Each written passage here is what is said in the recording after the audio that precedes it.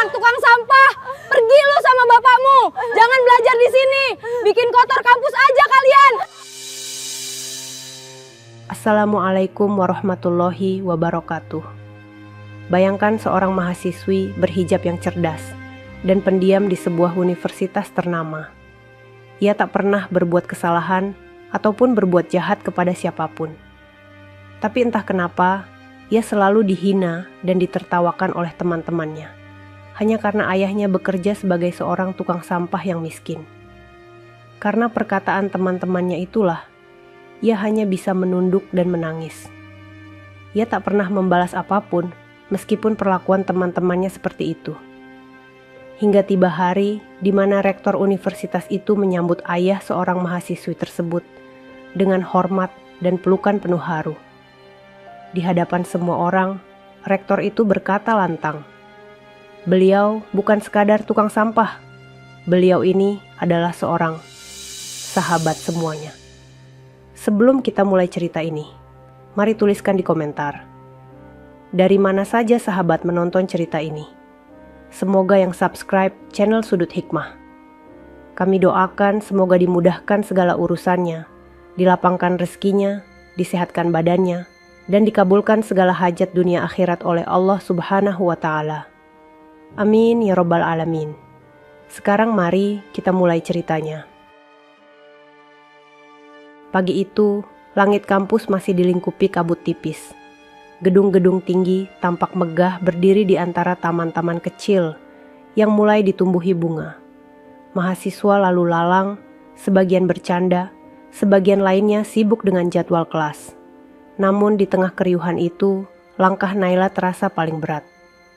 Gadis muda berhijab itu melangkah pelan menyusuri trotoar menuju gerbang utama. Di tangannya tergenggam erat map tugas, sementara wajahnya tampak sembab, seolah baru saja melewati malam yang panjang tanpa tidur.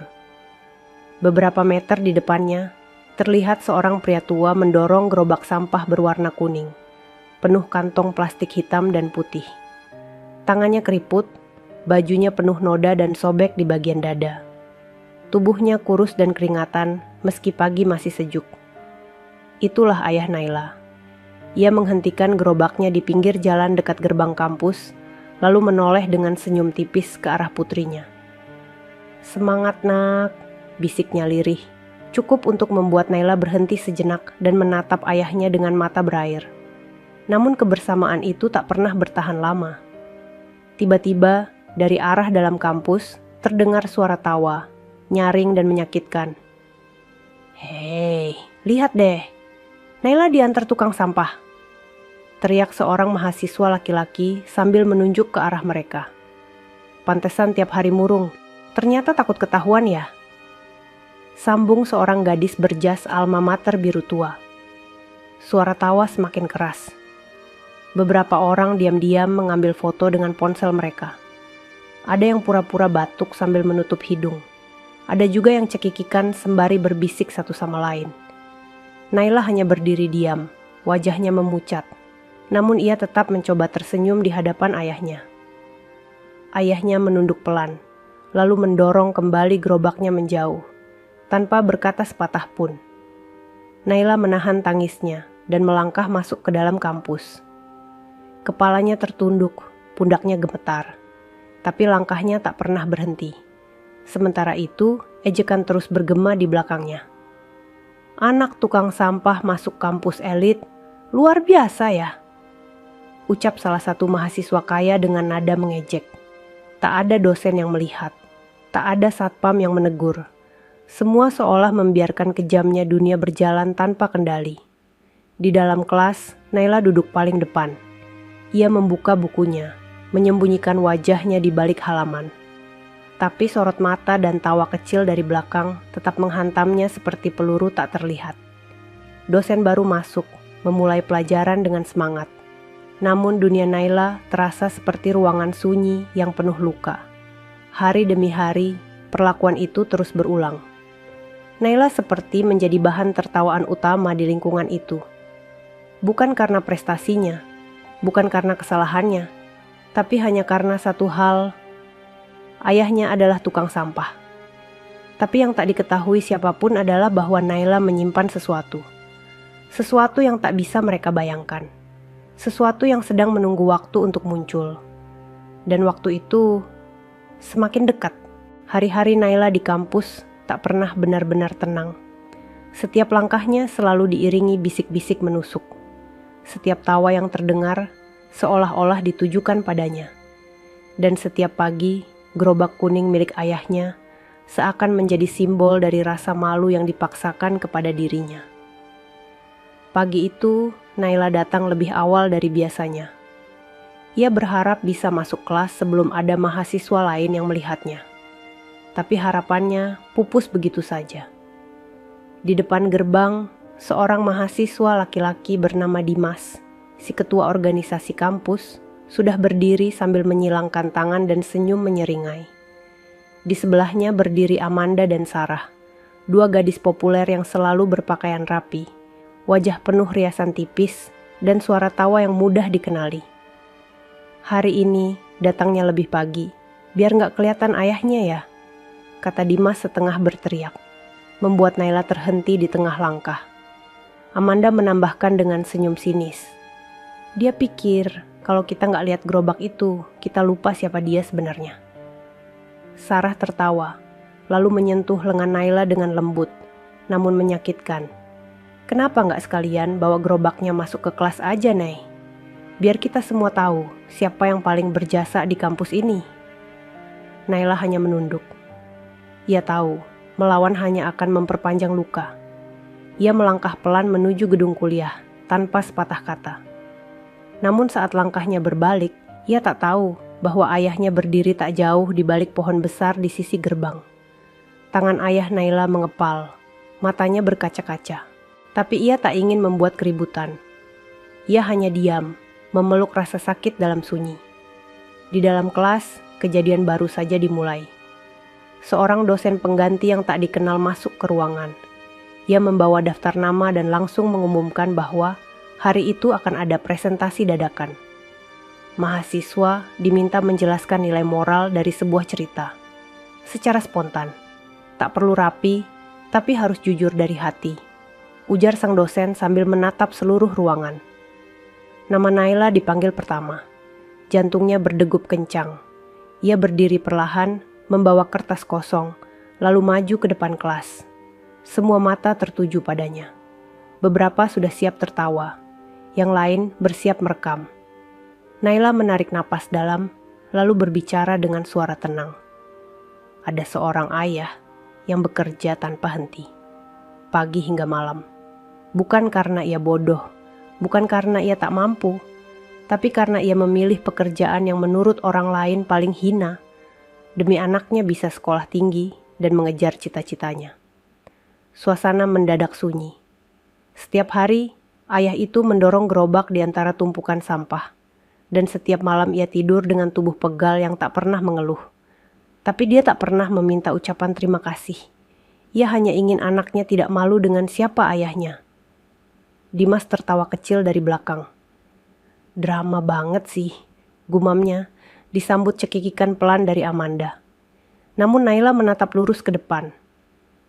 Banyak orang menilai manusia dari baju yang mereka pakai, dari aroma tubuhnya, dari pekerjaannya. Tapi mereka lupa, yang menentukan harga diri bukanlah apa yang kita bawa, tapi seberapa kuat kita menjaga kehormatan orang yang mencintai kita. Seketika ruangan hening. Tak ada yang menyangka Naila bisa berkata setegas itu. Bahkan dosen pengganti itu pun tampak terdiam lama, sebelum akhirnya mengangguk. Bagus, ucapnya pelan. Sangat jujur. Naila kembali ke tempat duduknya. Tapi luka yang ia simpan tak pergi begitu saja. Ia tahu, besok semuanya mungkin akan terulang. Namun ada sesuatu dalam dirinya yang mulai tumbuh. Sebuah nyala kecil yang siap membakar rasa malu menjadi kekuatan. Dan di luar kelas, ayahnya masih menunggu, berdiri di balik bayang gerobak kuningnya, tanpa tahu bahwa sebentar lagi namanya akan mengguncang aula utama kampus. Hari itu, langit kampus sedikit mendung. Suasana di ruang administrasi fakultas terlihat sibuk. Beberapa mahasiswa lalu lalang membawa map tebal, Sebagian lainnya duduk mengantri untuk mengurus beasiswa atau administrasi akhir semester. Naila duduk di kursi paling pojok, menunduk, memeluk tasnya erat. Ia sedang menunggu panggilan untuk mengambil undangan acara, apresiasi mahasiswa, dan pertemuan wali murid yang akan digelar seminggu lagi. Ketika namanya dipanggil, Naila maju pelan. Petugas administrasi yang duduk di balik meja menatapnya sekilas, lalu menyerahkan sebuah amplop berisi undangan. Tak ada senyum. Hanya lirikan singkat yang seolah berkata, "Kamu juga diundang?" Naila menerima amplop itu dengan kedua tangan. Di dalamnya tercetak rapi nama lengkapnya sebagai penerima penghargaan mahasiswa dengan nilai tertinggi sefakultas. Tangan Naila bergetar. Ia tidak menyangka bahwa kerja kerasnya selama ini benar-benar dihargai. Namun, rasa bahagia itu segera disusupi rasa takut. Ia tahu, acara itu bukan hanya penghargaan, tapi juga mengharuskan wali murid hadir. Dan disitulah semua akan melihat ayahnya. Ia pulang dengan langkah berat. Sore itu, di sebuah rumah kayu kecil di pinggiran kota, Naila duduk di lantai rumah bersama ayahnya yang sedang mencuci pakaian kerja. "Ayah," suara Naila pelan. Pria tua itu menoleh dengan senyum lembut. "Ada apa, Nak?" "Ayah harus datang ke kampus minggu depan. Ada acara wali murid dan penghargaan." Ayahnya terdiam. Pandangannya tertuju ke ember berisi sabun yang penuh busa. Tangannya berhenti mengucek. "Wali murid?" gumamnya. "Iya." Naila menunduk. "Aku dapat penghargaan nilai tertinggi. Dan wali murid diminta hadir. Semua teman-temanku pasti mengajak orang tua mereka. Aku gak bisa datang sendirian, ya." Ayahnya mengangguk pelan, namun raut wajahnya berubah. Sejenak ia menatap bajunya yang penuh sobekan kecil. Ia tahu, datang ke kampus artinya menunjukkan diri di depan orang-orang yang telah menghinanya selama ini. Namun ia tidak bicara, hanya menepuk lembut punggung putrinya. "Kalau itu penting untuk kamu, ayah akan datang," ucapnya mantap. Malam itu, Naila menulis sesuatu di buku catatannya. Bukan catatan pelajaran, tapi isi hatinya. Ia menulis bahwa apapun yang terjadi nanti, ia akan berdiri di sisi ayahnya. Ia tidak peduli lagi tawa orang. Ia hanya ingin satu hal, mereka tahu siapa ayahnya yang sebenarnya. Sementara itu, di sisi lain kampus, para mahasiswa sibuk membicarakan acara besar itu. Di sebuah grup obrolan, Amanda menulis, "Ayo kita lihat nanti, Naila bakal datang sama siapa. Jangan-jangan sama gerobaknya juga." Disambut emoji tawa panjang dari Sarah dan Dimas. Dan dari balik layar, mereka bahkan sudah berencana untuk merekam momen itu. Mereka ingin menjadikannya sebagai bahan candaan. Mereka pikir itu akan lucu, tapi mereka tak tahu hari itu akan menjadi hari di mana seluruh isi kampus akan diam terpaku. Karena ayah yang selama ini mereka hina bukanlah siapa-siapa di mata mereka. Tapi sesungguhnya, dia bukan orang biasa. Dan hari itu semakin dekat. Pagi itu, sinar matahari belum sepenuhnya menembus tirai awan. Udara masih dingin, menyelimuti rumah-rumah kecil di pinggiran kota. Di satu rumah kayu yang sudah mulai lapuk, Naila duduk di depan cermin sederhana, mengenakan pakaian terbaik yang ia punya. Blus putih bersih dan rok panjang biru tua. Rambutnya terselip rapi di balik hijab warna krem. Di pangkuannya, selembar undangan acara wali murid tergenggam erat. Di balik tirai kamar, ayah Naila berdiri di depan lemari tua yang hanya berisi 3 potong baju tergantung lusuh. Ia menarik nafas panjang, lalu memilih kemeja abu-abu paling rapi meski warnanya telah memudar. Setelah itu, ia meraih jas hitam kusam yang terlipat rapi di dalam plastik bening. Jas itu telah lama tidak ia pakai. Dulu, ia mengenakan jas itu ketika berbicara di depan forum-forum lingkungan hidup. Tapi, sejak ia memilih hidup sebagai tukang sampah dan meninggalkan posisinya, jas itu hanya menjadi kenangan yang ia simpan diam-diam. Ayah Naila mengenakan jas tersebut perlahan, lalu duduk di ujung ranjang, mengikat tali sepatu hitamnya yang telah retak di beberapa bagian. Di wajahnya tak tampak malu. Hanya ada kerendahan hati yang dalam dan tatapan yakin. "Ayah siap?" tanya Naila dengan suara pelan saat mereka keluar dari rumah. Ayahnya mengangguk. "Ayah selalu siap. Untukmu." Mereka berangkat naik angkutan umum, duduk berdampingan di bangku belakang. Selama perjalanan, Naila menggenggam tangan ayahnya erat. Meski banyak penumpang melihat dengan tatapan aneh, Naila tak peduli. Hatinya berdegup lebih cepat dari biasanya. Hari ini bukan hanya tentang menerima penghargaan. Hari ini adalah hari kebenaran. Sesampainya di kampus, suasana aula utama sudah ramai. Mobil-mobil mewah terparkir rapi di halaman. Para orang tua berjalan dengan pakaian resmi, parfum mahal menyebar di udara. Sejumlah wali murid sibuk mengobrol, saling memamerkan jabatan dan kekayaan anak mereka. Dimas berdiri di dekat pintu aula bersama Amanda dan Sarah. Ketiganya mengenakan setelan rapi dan wajah penuh percaya diri. Itu dia!" bisik Sarah sambil menunjuk ke arah Naila dan ayahnya. Amanda menutup mulutnya, lalu tertawa kecil. "Astaga! Beneran diajak juga si tukang sampah itu?" Dimas menimpali. "Lihat jasnya, kusam banget, kayak dicuci pakai air comberan." Ketiganya tertawa puas. Beberapa mahasiswa lain ikut menoleh, lalu ikut tersenyum kecil dan saling berbisik. Sebagian bahkan mulai merekam dengan ponsel tersembunyi. Namun Naila terus melangkah, menggandeng ayahnya masuk ke aula besar. Meskipun langkah mereka terasa seperti berjalan di atas duri, mereka tidak berhenti. Mereka duduk di baris kursi paling belakang. Seorang panitia datang dan memeriksa daftar tamu, lalu berkata dengan ragu, "Pak, maaf, ini kursi untuk wali murid undangan khusus." "Yang tidak." Belum sempat ia melanjutkan, Naila menunjukkan undangan resmi dengan segel fakultas. Panitia itu terdiam sejenak, lalu membungkuk dan meminta maaf. Namun saat ia pergi, terdengar lirih gumaman kecil darinya. Baru kali ini, wali murid datang dengan aroma sampah. Naila menghela napas. Ia menatap ayahnya yang hanya tersenyum tipis, lalu menggenggam tangannya. "Tidak apa-apa, Nak," ucap ayahnya pelan. "Kita tidak datang untuk didengar. Kita datang untuk melihat siapa yang benar-benar membuka mata." Satu demi satu nama dipanggil ke panggung. Para mahasiswa maju bersama orang tua mereka, menerima penghargaan dan tepuk tangan. Sorot lampu menyinari senyum bahagia dan bangga mereka. Namun, ketika nama Naila dipanggil, aula mendadak sunyi. Seluruh kepala menoleh.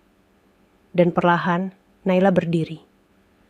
Ia menggandeng ayahnya maju ke depan, melangkah pelan di antara sorot mata yang awalnya merendahkan.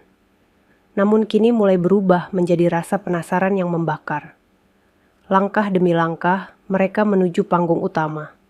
Namun sebelum sampai ke atas, tiba-tiba suara dari arah kursi VIP membuat semua orang bangkit dari tempat duduknya. Seseorang berdiri, menatap ayah Naila penuh haru. "Pak, Bapak yang dulu pernah menyelamatkan kota ini dari limbah beracun, bukan?" Ruangan langsung gaduh. Sosok yang berdiri itu adalah rektor universitas. Langkah Naila terhenti seketika. Semua orang di dalam aula menoleh ke arah suara barusan. Rektor universitas, seorang pria paruh-baya yang dikenal tegas dan bijak, berdiri dari kursinya dengan wajah yang tak bisa menyembunyikan keterkejutan. Ia berjalan cepat turun dari podium VIP, menghampiri ayah Naila dengan langkah mantap. Mata rektor itu menatap dalam, seolah ingin meyakinkan dirinya sendiri bahwa orang yang berdiri di hadapannya memang benar adalah sosok yang selama ini ia cari. Ayah Naila hanya tersenyum. Ia menunduk sedikit, memberi hormat. "Pak, apakah Bapak yang dulu pernah menangani proyek pembersihan limbah industri di daerah utara?" tanya sang rektor. Suaranya bergetar. Semua yang hadir mulai saling menatap. Beberapa wali murid terlihat kebingungan. Mahasiswa yang tadinya tertawa kini tampak tegang. Ayah Naila menjawab pelan, "Saya memang pernah terlibat di proyek itu. Tapi saya hanya orang kecil yang berusaha berbuat sesuatu. Rektor menarik napas panjang, lalu mengulurkan tangan dengan penuh hormat. Bapak tidak hanya berbuat sesuatu. Bapak menyelamatkan ribuan warga dari pencemaran air dan udara. Saya tidak menyangka, Bapak. Ia tidak melanjutkan. Emosinya terlalu penuh. Namun satu hal pasti, semua orang yang menyaksikan adegan itu mendadak diam. Tak ada yang bicara. Tak ada yang tertawa lagi. Dimas, Amanda, dan Sarah yang berdiri di sisi aula perlahan menurunkan ponsel mereka. Wajah mereka berubah pucat. Amanda menatap Dimas dengan wajah takut. Sarah menunduk, menyembunyikan wajah di balik rambut panjangnya. Rektor menggandeng ayah Naila menuju podium. Dengan suara lantang, ia berbicara ke mikrofon.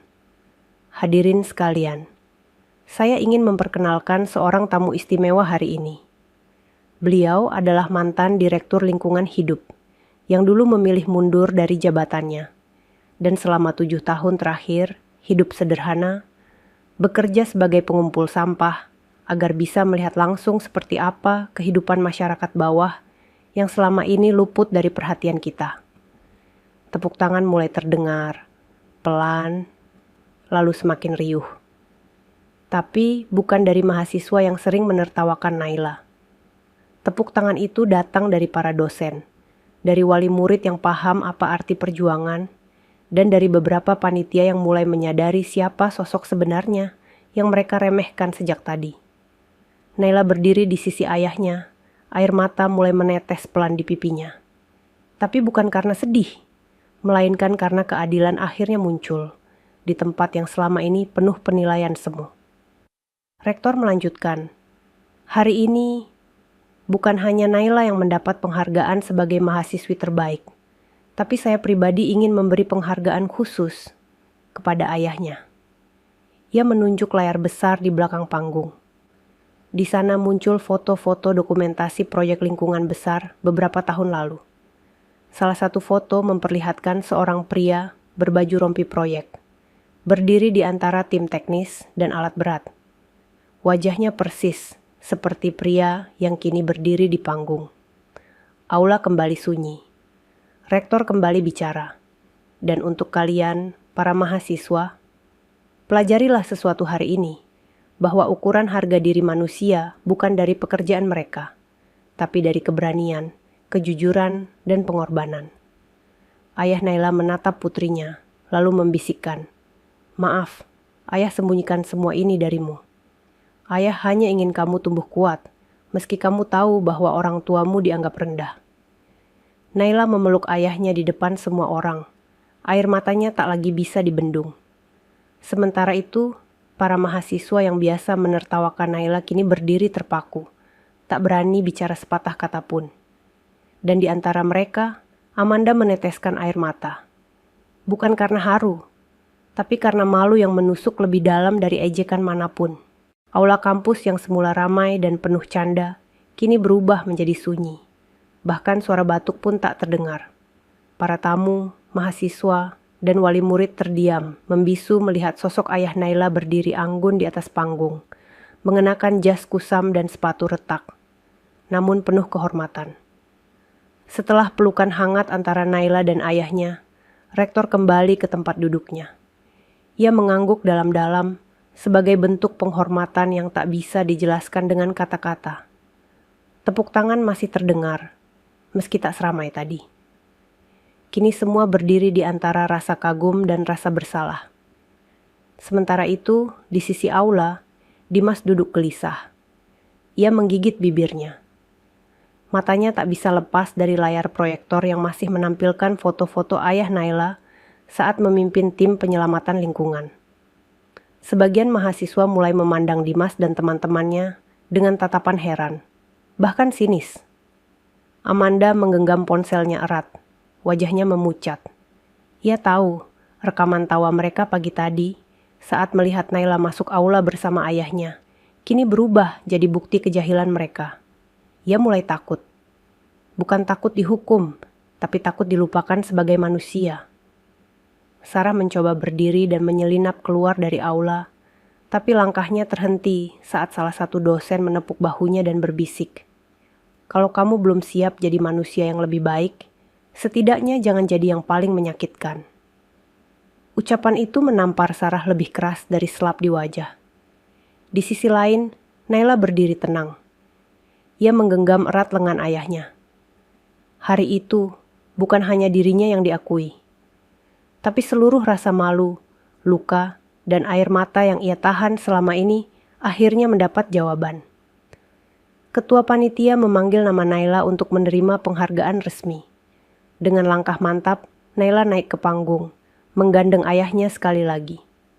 Sorot lampu menyinari wajahnya yang tenang, tidak lagi tertunduk. Ia menerima piagam penghargaan dan bunga kecil dari fakultas. Namun, semua mata tahu, yang paling layak mendapat penghormatan di hari itu bukan hanya sang anak, tapi juga sang ayah. Setelah turun dari panggung, Naila dan ayahnya kembali ke tempat duduk. Beberapa mahasiswa mencoba menyapa, tapi tak satu pun dari mereka berani memulai kata. Ketika acara berakhir, aula perlahan mulai kosong. Para wali murid saling pamit. Beberapa mendekati ayah Naila untuk sekadar bersalaman atau mengucap terima kasih. Salah satu dosen bahkan berkata lirih, "Terima kasih, Pak. Bapak membuat kami semua belajar tentang makna hidup hari ini." Namun di tengah semua itu, suara tawa tidak lagi terdengar. Yang tersisa hanya diam. Diam dari mereka yang dulu begitu lantang mencibir. Diam yang menggantikan ejekan. Diam yang jauh lebih menyakitkan bagi mereka sendiri. Naila dan ayahnya berjalan meninggalkan aula dengan tenang. Di luar gedung, langit sudah mulai cerah. Angin bertiup pelan, membawa ketenangan setelah badai panjang.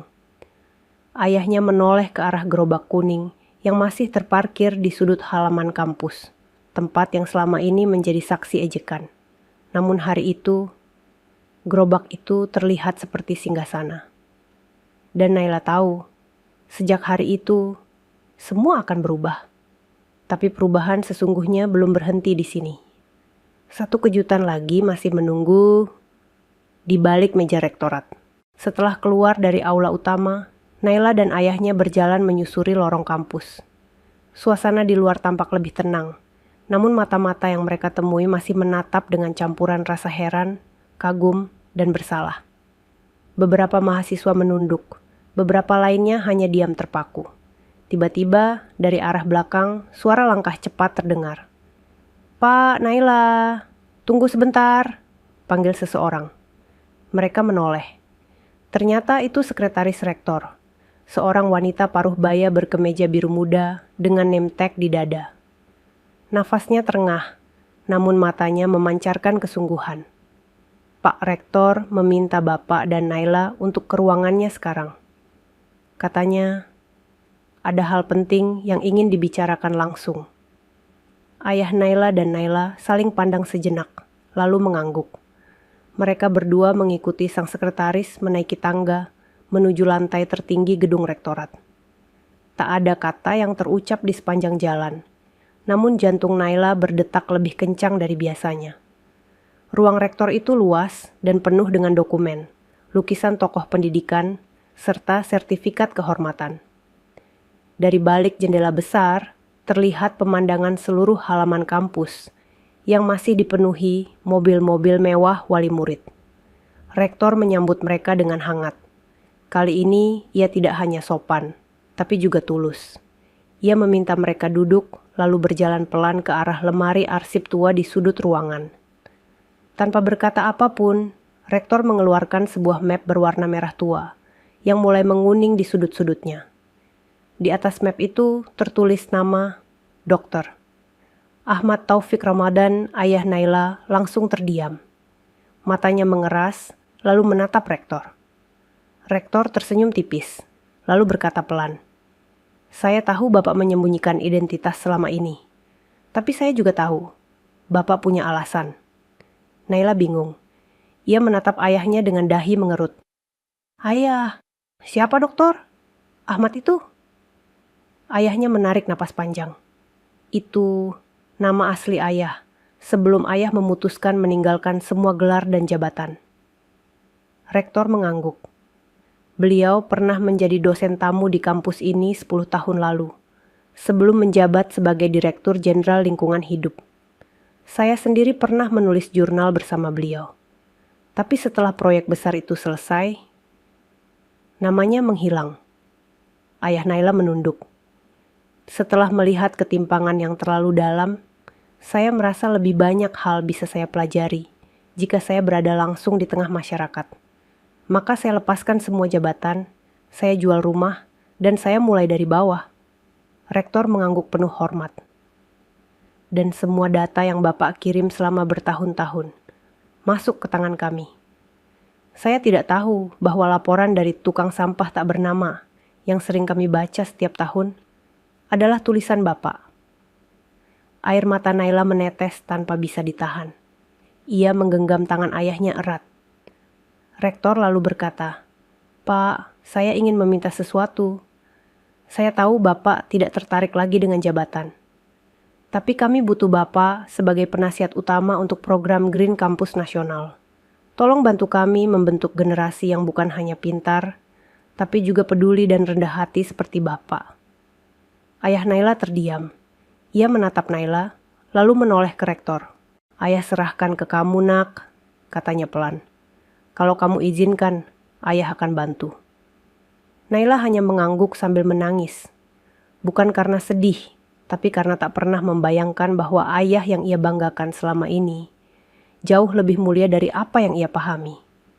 Rektor berdiri, lalu menyalami ayah Naila dengan 2 tangan. Hari itu, di ruang rektor yang hening, satu kenyataan besar telah terungkap. Bukan hanya soal identitas, tapi juga soal betapa mahalnya harga dari sebuah kerendahan hati. Namun perjalanan ini belum selesai. Kampus masih harus tahu lebih dalam siapa yang selama ini mereka hina. Dan siapa yang sebenarnya mereka tak pernah layak pandang rendah. 3 hari setelah acara wali murid dan penghargaan itu, suasana kampus masih belum kembali seperti semula. Bisik-bisik tentang kejadian di aula utama masih terdengar di lorong-lorong kelas. Video singkat ayah Naila dipeluk rektor, bahkan sudah viral di media sosial internal kampus. Komentar penuh rasa kagum membanjiri, menggantikan ejekan yang dulu begitu ramai. Namun bagi Naila, suasana hati tetap hening. Ia tetap masuk kelas seperti biasa, duduk paling depan, mencatat dengan rapi, dan pulang tanpa suara. Tapi ada satu hal yang berubah, sorot mata orang-orang. Bukan lagi pandangan merendahkan, tapi penuh rasa bersalah. Pagi itu, Naila menerima undangan dari fakultas. Isinya adalah pemberitahuan bahwa ia akan diundang ke forum diskusi besar antar mahasiswa dan dosen, membahas kontribusi orang tua dalam pendidikan karakter mahasiswa. Satu nama lain juga tercantum sebagai pembicara kehormatan. Dr. Ahmad Taufik Ramadan, ayahnya. Hari itu pun tiba. Aula besar kampus kembali dipenuhi mahasiswa dan para dosen. Kali ini tanpa wali murid, tanpa dekorasi mewah, tanpa formalitas kaku. Hanya kursi, meja panjang, dan 1 mikrofon. Di sisi kanan aula, terlihat Dimas, Amanda, dan Sarah. Ketiganya duduk diam, jauh dari posisi strategis yang biasa mereka tempati. Tak ada canda, tak ada tawa. Mereka menatap panggung kosong di depan dengan wajah kaku. Naila duduk di barisan depan, mengenakan blus sederhana dan hijab putih bersih. Di sebelahnya, sang ayah duduk mengenakan kemeja biru tua dan celana kain bersih. Tak ada jas, tak ada sepatu mahal. Tapi sikapnya tetap tenang, menunduk, dan tak mengumbar wibawa. Moderator memulai acara. Setelah kata sambutan, tibalah sesi utama. Nama demi nama dipanggil. Namun saat nama Dr. Ahmad Taufik Ramadan disebut, seisi aula berdiri. Bukan karena diminta, tapi karena dorongan hati. Semua orang berdiri memberikan tepuk tangan panjang, sebagian mahasiswa bahkan menunduk dalam-dalam sebagai bentuk penghormatan. Dimas dan Amanda tetap duduk. Wajah mereka kaku. Tapi Sarah, yang sejak awal terlihat gelisah, akhirnya berdiri perlahan. Ia menunduk, meneteskan air mata tanpa suara. Ia tahu, tak akan ada cukup kata maaf untuk menebus semua tawa yang dulu ia lepaskan. Ayah Naila maju ke podium. Ia tidak membawa catatan, hanya senyuman lembut dan tatapan mata yang penuh kasih sayang. "Saya bukan siapa-siapa," ucapnya pelan. "Saya hanya ayah dari seorang anak yang terus bertahan, bahkan ketika lingkungannya tidak ramah." Ia menatap langsung ke arah barisan mahasiswa. "Anak saya, Naila, tidak pernah meminta saya jadi orang kaya. Dia hanya ingin saya jujur, dan saya ingin dia jadi manusia yang menghargai kehidupan, bukan sekadar gelar." Suasana hening. Tak ada yang bermain ponsel, tak ada yang menguap. Semua mata memandang, semua telinga mendengar. Pendidikan bukan hanya soal nilai di kertas, tapi nilai dalam hati. Dan nilai itu akan diuji bukan saat ujian akhir, tapi saat kamu bertemu orang yang kamu anggap tidak penting. Kata-kata itu meluncur seperti anak panah ke dalam dada mereka yang pernah menertawakan. Salah satu dosen menyeka air matanya. Di barisan belakang, mahasiswa yang dulu sempat mengolok-olok ikut menunduk malu. Dan ketika ayah Naila selesai berbicara, ia turun dari panggung, disambut bukan hanya oleh tepuk tangan, tapi juga oleh perasaan terhenyak dari satu kampus penuh. Hari itu, satu nama yang dulu mereka pandang hina, kini menjadi nama yang mereka sebut dengan penuh hormat. Namun, sebuah kejutan lain masih menunggu.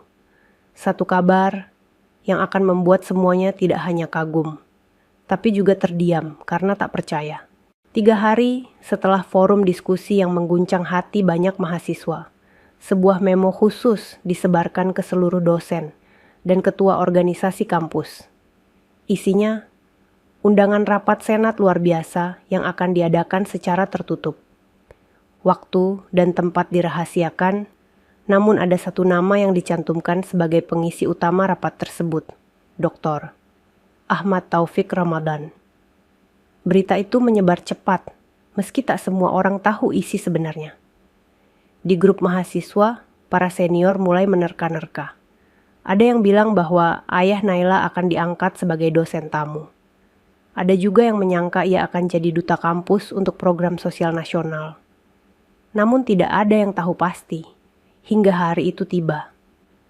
Rapat senat dilaksanakan di ruang kaca lantai, atas gedung rektorat. Tempat paling prestisius yang biasanya hanya digunakan untuk pertemuan strategis universitas. Di dalam ruangan, hadir seluruh jajaran rektorat, dekan fakultas, serta perwakilan Kementerian Pendidikan yang datang secara khusus.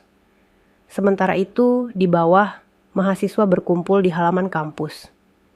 Mereka tidak tahu isi rapat, tapi sebagian besar berharap ayah Naila diberi posisi resmi.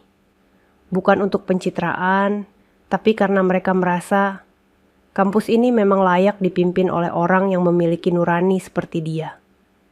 Di sisi halaman, Naila duduk di bawah pohon rindang, memegang ponselnya yang terus berdentang.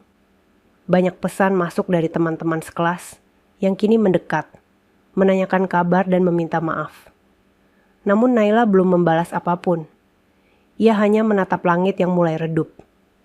Tak lama kemudian, pintu kaca lantai atas terbuka. Beberapa pejabat kampus keluar dengan raut wajah berbeda dari biasanya, penuh rasa puas dan hormat. Lalu seorang panitia berdiri di podium kecil halaman kampus dan mengetuk mikrofon. "Selamat siang, mahasiswa Universitas Mandala. Kami ingin menyampaikan pengumuman resmi dari hasil rapat senat hari ini." Suasana mendadak senyap. Mulai semester depan, kampus kita akan menjalankan program etika sosial dan pengabdian lingkungan sebagai mata kuliah wajib dan akan dipimpin oleh penasihat utama bernama... Semua menahan napas. Dr. Ahmad Taufik Ramadan. Seketika seluruh halaman bergemuruh. Mahasiswa bertepuk tangan, bahkan sebagian dosen yang ikut menyaksikan berdiri memberikan hormat. Nama itu kini tak lagi asing. Nama itu kini mewakili perubahan. Tapi belum selesai.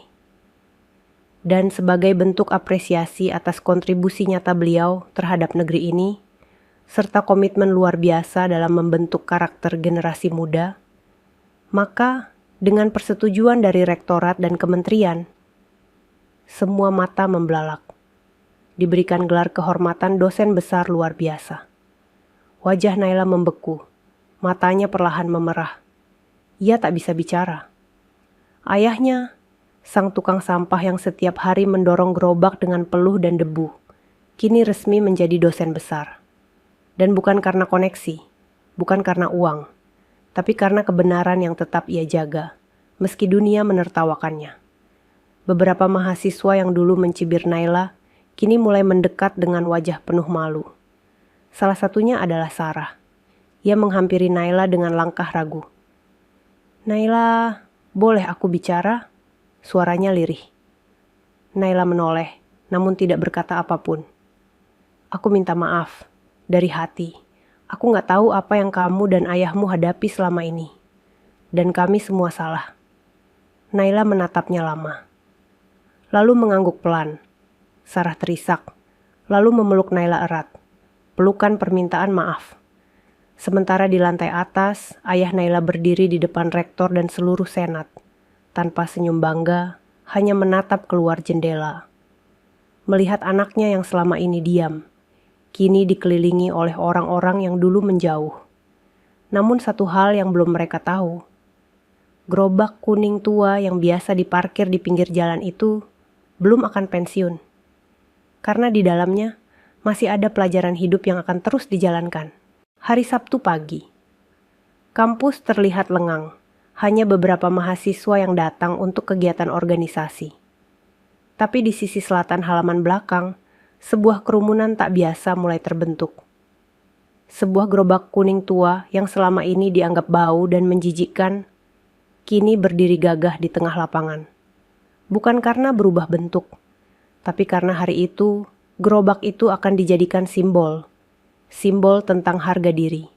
Simbol tentang kerja keras. Simbol tentang rasa malu yang telah berubah menjadi hormat. Ayah Naila berdiri di samping gerobaknya, mengenakan kemeja putih bersih dan topi lebar lusuh yang sudah menemaninya bertahun-tahun. Di tangannya tergenggam kertas kecil berisi catatan singkat. Di sekelilingnya, mahasiswa dari berbagai fakultas mulai berdatangan. Naila berdiri di samping ayahnya, memakai jaket kampus dengan jilbab hitam polos. Wajahnya tenang, namun matanya berkaca-kaca. Panitia kampus mempersilakan ayah Naila untuk maju. Sebuah mikrofon sederhana terpasang di depan gerobak itu. Tanpa panggung, tanpa karpet merah. "Hari ini," ucap ayah Naila dengan suara berat, "saya tidak akan ceramah." Mahasiswa yang berkumpul diam mendengarkan. "Saya hanya ingin memperkenalkan kalian pada sahabat saya selama 7 tahun terakhir." Ia menepuk pelan badan gerobaknya yang penyok. "Ini yang membawa saya memahami hidup. Membawa saya melihat dunia dari mata mereka yang sering kalian lupakan. Gerobak ini lebih jujur dari banyak orang pintar. Ia tidak pernah menyembunyikan bau. Ia tidak pernah menipu tentang isi. Dan yang paling penting, ia tidak pernah sombong." Mahasiswa mulai tertunduk. "Dulu kalian menutup hidung saat melihat saya. Hari ini kalian berdiri di sini. Tapi saya ingin kalian tahu, rasa malu itu bukan milik saya, tapi milik kalian yang dulu menganggap keringat sebagai aib." Dimas, Amanda, dan Sarah berdiri di barisan paling depan. Tak ada satu pun dari mereka yang bisa mengangkat kepala. Air mata jatuh pelan di pipi mereka. Ayah Naila melanjutkan, "Bukan masalah besar bagi saya jika orang tak mau menyapa, tapi akan jadi masalah besar jika mahasiswa tidak tahu caranya menghormati." Ia menoleh ke arah Naila, lalu tersenyum kecil. "Putriku ini sudah kuat sejak lama, tapi hari ini aku ingin dia tahu bahwa aku bangga menjadi ayahmu. Bukan karena kamu juara, tapi karena kamu tidak pernah membalas kebencian dengan kebencian." Suasana hening. Tak ada tepuk tangan, hanya bisikan angin dan suara isakan dari beberapa mahasiswa. Kemudian, tanpa aba-aba, seluruh mahasiswa serempak bergerak mendekat ke gerobak. Mereka mulai menyentuhnya, bahkan memeluknya. Bukan lagi jijik, tapi sebagai bentuk permintaan maaf dan penghormatan. Beberapa dari mereka mulai meletakkan bunga-bunga kecil di atas gerobak. Lalu dari arah belakang datang dosen-dosen dan pegawai kampus. Mereka ikut membentuk lingkaran, berdiri bersama-sama, menyaksikan gerobak itu. Bukan lagi sebagai alat angkut sampah, tapi sebagai monumen pembelajaran. Hari itu, gerobak kuning yang dulu jadi bahan tawa berubah menjadi simbol kampus. Dan sejak hari itu pula, satu kebijakan baru dikeluarkan. Setiap mahasiswa tingkat akhir wajib mengikuti program 1 minggu bersama petugas kebersihan kampus. Bukan sebagai hukuman, tapi sebagai pelajaran. Dan nama program itu tertulis jelas di papan pengumuman utama kampus. Program Taufik. Belajar dari yang kau anggap paling rendah. Sementara ayah Naila berdiri tenang, menatap gerobak tuanya. Ia tahu, belum tentu dunia akan berubah. Tapi hari itu, satu generasi telah belajar untuk membuka mata. Pagi itu, Naila duduk di sudut kantin kampus bersama 2 temannya yang baru, Fitri dan Nabila. Mereka sedang membahas tugas akhir semester, namun suasana terasa berbeda. Wajah Naila terlihat tenang, namun ada bayang kecemasan yang belum hilang sepenuhnya. Sejak peristiwa pengakuan ayahnya dan program Taufik diumumkan, banyak hal berubah. Banyak mahasiswa kini bersikap ramah, bahkan dosen-dosen mulai menyapa dengan lebih hangat. Tapi Naila tahu, dunia tak secepat itu menjadi bersih dari celah. Dan benar saja, siang itu, saat Naila membuka akun media sosial kampus, matanya membelalak. Sebuah akun anonim mengunggah foto-foto lama, foto saat ia berjalan bersama ayahnya, yang mendorong gerobak, lengkap dengan caption menghina. Mahasiswa terbaik ternyata anak tukang sampah. Dunia memang lucu. Ratusan komentar masuk. Beberapa membela, tapi tak sedikit pula yang menyebarkan dengan tambahan kalimat sinis. Naila terdiam. Tangannya menggenggam ponsel erat. Fitri menatapnya khawatir. "Nei, kamu gak perlu baca itu. Orang yang bikin pasti iri." Naila tersenyum kecil. "Biarin aja. Kadang kebenaran butuh waktu lebih lama buat dimengerti." Namun, yang tak diduga, dalam hitungan jam, akun tersebut tiba-tiba menghilang. Dan sebuah unggahan baru muncul dari akun resmi kampus. Video berdurasi 1 menit. Dalam video itu ditampilkan potongan dokumentasi forum bersama ayah Naila, suara narasi lembut dari rektor, dan di akhir video, satu tulisan besar. "Jangan malu pada pekerjaan orang tuamu. Malulah jika kamu tidak bisa menghormatinya." Video itu menyebar luas, bahkan muncul di media nasional. Ratusan ribu orang menontonnya. Di kolom komentar, kisah Naila dan ayahnya menjadi topik utama. Dan dari sana, muncul gelombang baru yang tak pernah disangka. Puluhan pesan masuk ke email kampus. Dari orang tua, dari alumni, bahkan dari pejabat kementerian. Mereka mengapresiasi keberanian Naila. Mereka menawarkan kolaborasi program sosial. Bahkan seorang jurnalis dari sebuah stasiun televisi mengirim surat resmi, meminta izin untuk membuat dokumenter tentang kehidupan ayah Naila. Namun Naila tidak tergoda oleh popularitas. Ia memilih tetap berjalan seperti biasa. Masuk kelas, menyapa sopan, dan tetap duduk di bangku depan dengan buku terbuka. Sampai suatu sore, saat ia pulang kuliah dan berjalan kaki menuju gerbang, sebuah mobil hitam berhenti di hadapannya. Seorang pria berkemeja rapi keluar dari dalam, membawa sebuah kotak kecil berwarna hitam. "Naila?" tanyanya sopan.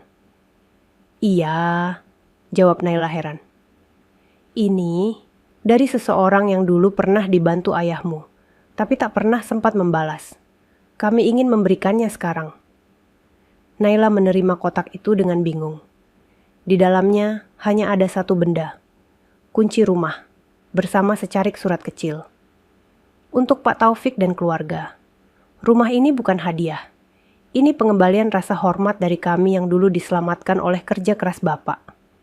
Naila terdiam. Tangannya gemetar. Langkahnya pulang hari itu lebih pelan dari biasanya. Tapi hatinya tak pernah setenang ini. Ia tahu hidup tidak adil. Tapi ia juga tahu bahwa kebaikan yang sabar akan selalu pulang, meskipun lewat jalan yang panjang. Hari itu menjelang maghrib, langit mulai berubah warna, menampilkan semburat jingga yang lembut di balik awan yang perlahan bergerak. Di pinggiran kota, gerobak kuning tua berhenti di depan sebuah rumah kecil, bercat krem dengan pagar kayu coklat muda. Rumah itu tidak besar, tapi jauh lebih layak dari tempat tinggal mereka sebelumnya. Ayah Naila berdiri terpaku di depan gerbang. Tangan kirinya masih menggenggam kunci yang diberikan Naila sore tadi. Wajahnya sulit dibaca, seperti menahan campuran rasa kaget, ragu, dan haru yang bercampur jadi satu. "Iya, ayo masuk," kata Naila pelan, mendorong pintu pagar yang sudah terbuka sedikit. Ayahnya tidak menjawab. Ia hanya melangkah perlahan melewati halaman kecil yang ditumbuhi bunga kertas, menuju teras rumah. Di depannya, sebuah pintu kayu sederhana terbuka sendiri karena angin. Saat mereka masuk, keheningan menyambut mereka.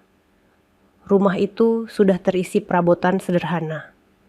Di ruang tengah, ada karpet tipis, satu rak buku, dan bingkai kosong tergantung di dinding putih. Di atas meja kecil, terletak selembar foto lama. Foto tim proyek lingkungan dari bertahun-tahun silam. Di tengah-tengahnya, ayah Naila berdiri muda, gagah, dengan helm proyek di tangan, dan senyum lebar yang bersahaja. Naila mengambil foto itu, menatapnya lama. "Ayah, kenapa ayah tidak pernah cerita soal masa lalu ayah?" Ayahnya tersenyum, lalu duduk di lantai, menyandarkan punggung ke dinding. "Karena ayah tidak ingin kamu mencintai ayah karena masa lalu, tapi karena siapa ayah hari ini." Jawaban itu membuat Naila terdiam. Malam mulai merayap. Angin mengalir dari jendela, membawa bau tanah basah.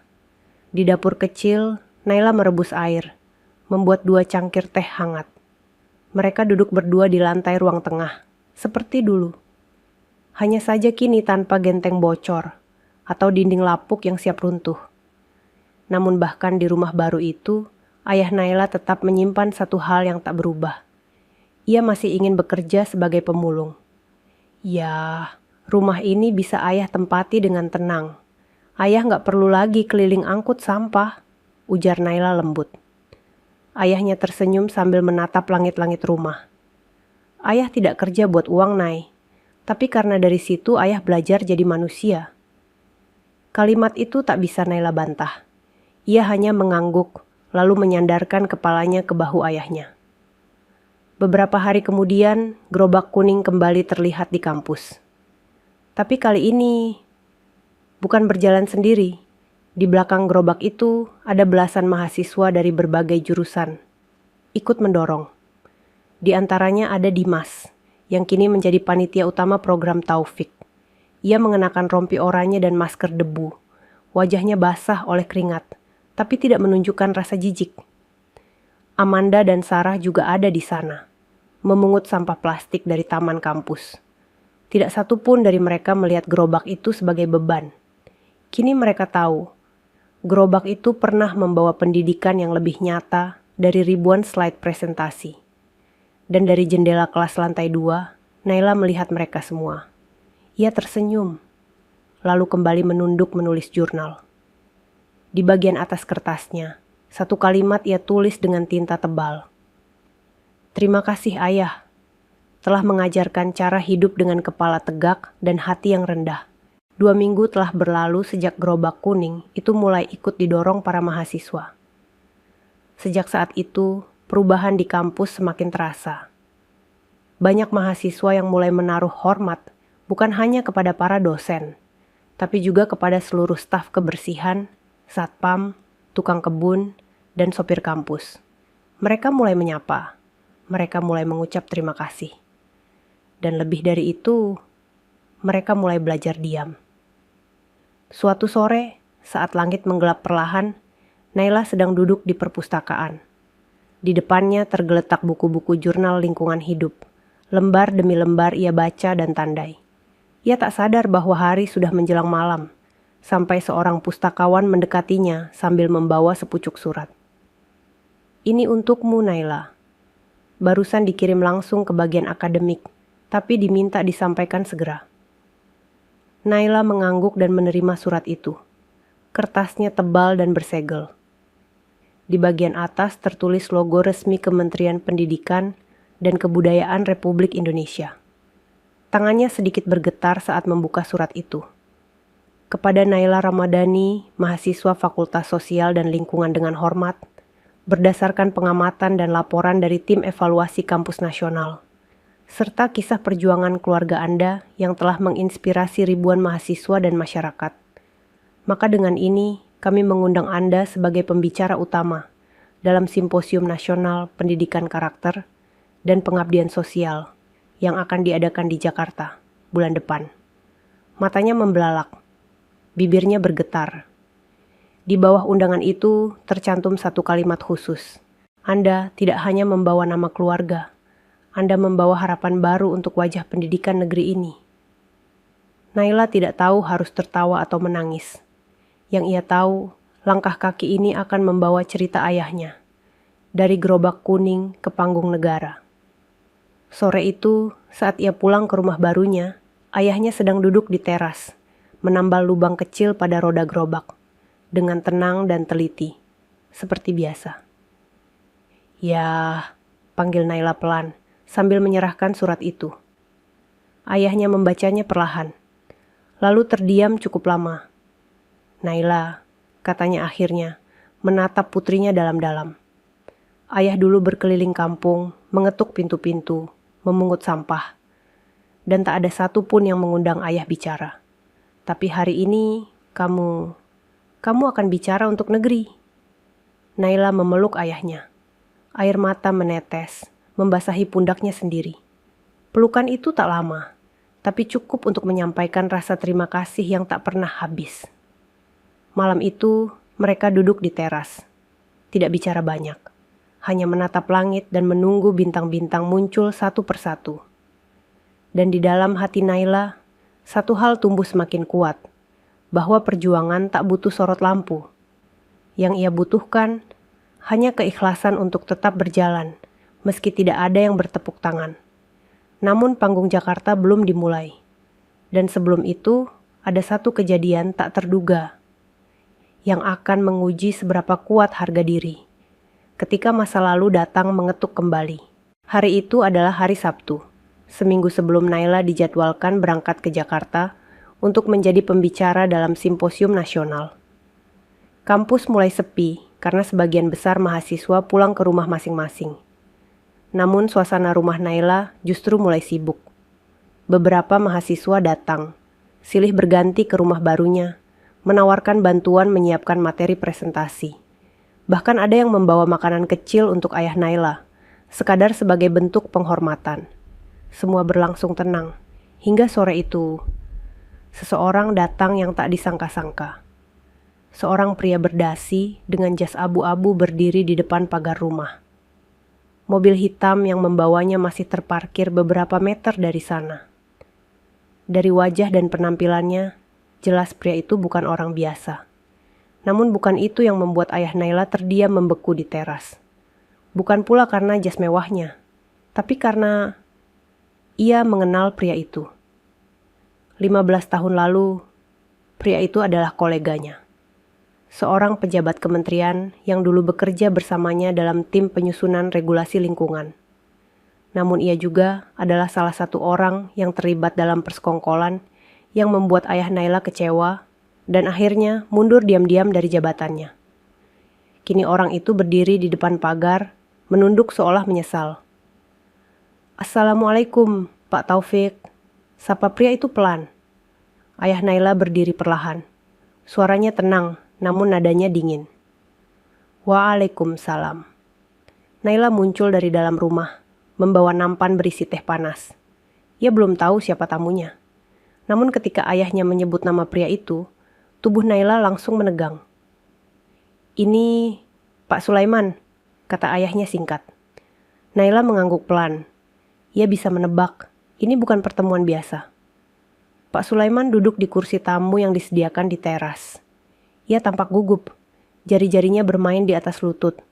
Matanya sesekali menunduk. Saya datang bukan membawa kepentingan, Pak Taufik. Saya datang untuk minta maaf, katanya nyaris seperti berbisik. Ayah Naila tidak menjawab. Ia hanya menatap pria itu lama. Sunyi menggantung di antara mereka. Saya tahu. Dulu saya diam ketika Bapak dijatuhkan secara halus. Saya tahu itu salah. Tapi waktu itu, saya takut kehilangan jabatan. Dan saya ikut arus. Naila menatap wajah ayahnya. Tak ada amarah, tak ada caci. Hanya ketenangan luar biasa yang tak tergoyahkan. Apa yang membuatmu datang sekarang? Tanya ayahnya datar. Pak Sulaiman menarik napas panjang. Karena saya lihat Naila. Karena saya lihat bagaimana Bapak tetap bertahan jujur, meski diludahi keadaan. Dan saya malu. Saya malu karena saya menang secara karir, tapi kalah dalam segala hal yang manusiawi. Ia mengeluarkan sebuah map dari tasnya. Ini adalah salinan pernyataan resmi dari kementerian. Nama Bapak akan direhabilitasi secara terbuka. Semua catatan kontribusi Bapak akan dikembalikan dan Bapak akan disebut dalam arsip nasional sebagai pelopor program Zero Waste pertama di negeri ini. Ayah Naila menatap map itu, lalu mendorongnya pelan. Saya tidak butuh itu. Pak Sulaiman terperangah. Tapi ini kehormatan, Pak. Ayah Naila menggeleng. Kehormatan yang ditunda selama 15 tahun. Bukan kehormatan. Itu hanya pelipur rasa bersalah. Kalimat itu menghantam telak. Namun sebelum Pak Sulaiman menjawab, Naila bicara. Tapi kami memaafkan. Kalau niat Bapak sungguh murni, maka cukup duduk di sini, minum teh, dan jangan sebut jabatan lagi. Pak Sulaiman memandang Naila, lalu menunduk. Ia mengambil cangkir teh, dan untuk pertama kalinya sejak datang, ia tersenyum kecil. Baiklah. Dan sore itu, 3 orang duduk di teras. Tak lagi membahas masa lalu. Tak lagi menyebut karir. Hanya tentang secangkir teh dan rasa yang ingin ditebus. Namun ketika malam menjelang, Naila menyadari satu hal. Bahwa panggung Jakarta nanti tidak hanya akan membicarakan pendidikan, tapi juga akan menjadi tempat ia berdiri bukan hanya sebagai mahasiswi, tapi sebagai anak dari lelaki yang tak pernah kalah dalam harga diri. Gedung megah di pusat ibu kota itu tampak gemerlap. Spanduk besar bertuliskan Simposium Nasional Pendidikan Karakter dan Pengabdian Sosial membentang di bagian atas lobi utama. Delegasi dari seluruh Indonesia datang, mengenakan jas resmi dan batik terbaik. Aula utama dipenuhi kursi-kursi tertata rapi, dan di ujungnya berdiri sebuah panggung besar dengan latar belakang bendera merah putih, serta layar LED raksasa. Tapi ada satu hal yang membuat panggung itu berbeda hari itu. Di sisi kanan panggung berdiri gerobak kuning tua. Dipoles bersih, dengan beberapa bagian masih dibiarkan retak dan kusam seperti aslinya. Di samping gerobak itu tertempel sebuah plakat logam kecil bertuliskan, gerobak ini bukan alat angkut sampah, tapi kendaraan yang membawa harga diri dan pelajaran hidup. Para tamu undangan tampak berbisik-bisik. Heran namun tertarik. Mereka belum tahu kisah di baliknya. Sampai pembicara utama hari itu dipanggil ke panggung. Hadirin sekalian, mohon berdiri. Mari kita sambut Naila Ramadhani. Tepuk tangan membahana. Naila melangkah pelan ke atas panggung, mengenakan baju putih polos dan rok hitam sederhana. Di lehernya tergantung tanda pengenal pembicara. Ia tidak memakai make up mencolok. Hanya senyuman tenang dan mata yang berbicara banyak. Ia berdiri di podium, memandang ke seluruh hadirin yang menatapnya. Beberapa wajah dari kementerian, beberapa rektor, dan bahkan di barisan terdepan duduk ayahnya dengan baju sederhana dan wajah yang tak bisa menyembunyikan haru. Naila menarik napas. Nama saya Naila. Saya mahasiswa dari universitas kecil di kota pinggiran. Dan saya berdiri di sini bukan karena pintar, Tapi karena saya pernah menjadi bahan tertawaan, suasana hening. Saya tidak pernah malu menjadi anak tukang sampah. Tapi saya pernah hampir percaya bahwa dunia akan menilai saya hanya dari siapa ayah saya. Hingga saya sadar bahwa bukan ayah saya yang harus saya ubah, tapi cara pandang dunia. Ia menoleh ke arah gerobak. Itu gerobak yang dulu mendorong saya sampai ke kampus. Yang dulu jadi alasan orang menertawakan saya. Tapi hari ini, gerobak itu berdiri di panggung negara. Bukan karena berubah mewah, tapi karena kami semua belajar untuk melihat lebih dalam dari permukaannya. Beberapa tamu mulai menunduk. Beberapa lagi menyeka air mata. Naila melanjutkan, ayah saya mengajarkan saya bahwa kehormatan tidak terletak pada apa yang kita kenakan, tapi pada apa yang kita pertahankan meski tidak ada yang mendukung. Dan itulah yang ingin saya sampaikan di forum ini. Ia mengangkat sebuah buku kecil dari podium. Buku itu adalah jurnal tugas akhirnya, berjudul Karakter, Sampah, dan Manusia. Di akhir tulisan ini, saya hanya menulis satu kalimat. Jika kalian ingin tahu siapa yang paling banyak mengajarkan tentang nilai hidup kepada saya, jangan cari di perpustakaan. Temuilah petugas kebersihan di depan kelas. Mereka yang membuat saya bertahan. Tepuk tangan kembali bergemuruh. Namun Naila menunduk, tidak menikmati tepuk tangan itu. Di luar gedung, media sudah menanti. Wartawan, fotografer, dan jurnalis dari berbagai daerah siap mengabadikan momen itu. Namun begitu acara usai, Naila tidak langsung menuju pintu utama. Ia berjalan ke belakang gedung, di mana sang ayah sedang duduk diam di pinggir trotoar, memandangi langit Jakarta yang mulai berwarna tembaga. "Ayah," ucap Naila sambil duduk di sampingnya. Ayahnya tersenyum tanpa kata. Mereka berdua duduk diam. Di hadapan mereka, gerobak kuning itu sudah diangkut oleh panitia untuk dibawa ke kampus Naila dan dijadikan monumen pembelajaran permanen. Monumen dari perjalanan panjang. Dari kehinaan yang dipaksakan menjadi kehormatan yang tak terbantahkan. Dan hari itu, seluruh negeri tahu bahwa anak tukang sampah bisa berdiri paling tinggi tanpa menginjak siapapun. Tamat. Sahabat semuanya, ceritanya telah selesai. Terima kasih sudah menyimak cerita tadi hingga selesai. Semoga cerita tadi bisa memberikan banyak pelajaran kepada kita semua. Sebelum kami akhiri video ini, jika kalian berkenan dan menyukai cerita seperti ini, jangan lupa klik suka, tinggalkan komentar, bagikan cerita ini kepada sahabat kalian, dan pastikan subscribe channel Sudut Hikmah, agar kalian bisa selalu menonton cerita-cerita terbaru dan inspiratif dari channel kami. Terima kasih. Wassalamualaikum warahmatullahi wabarakatuh.